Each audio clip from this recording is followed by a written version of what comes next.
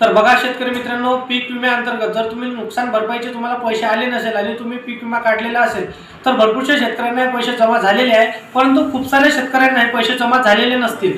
तर तुम्हाला काय करायचं, जर तुम्हाला पैसे जमा झाले नसतील नुकसान भरपाईचे तर तुम्हाला व्हीके नंबर आणायचा आहे। तर व्हीके नंबर तुमच्या ग्रामपंचायतमधून पटवाऱ्याकडून तुम्हाला तो व्हीके नंबर घेऊन यायचा आहे। तर तो व्हीके नंबर आणल्यानंतर तुम्हाला तुमच्या गावातल्या किंवा आजूबाजूच्या सेतू सेवा केंद्रामध्ये सीएससी सेवा केंद्रामध्ये तुम्हाला जाऊन त्याची केवायसी करून घ्यायची आहे। तर केवायसी करण्यासाठी तुमचा आधार कार्ड आणि तुम्हाला व्हीके नंबर 2 हे डॉक्युमेंट तुम्हाला आवश्यक असणार आहे।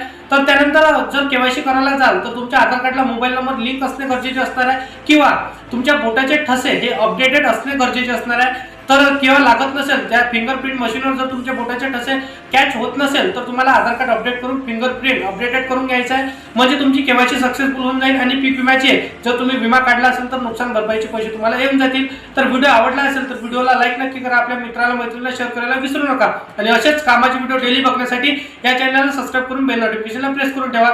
तर चला येऊया नेक्स्ट व्हिडिओमध्ये।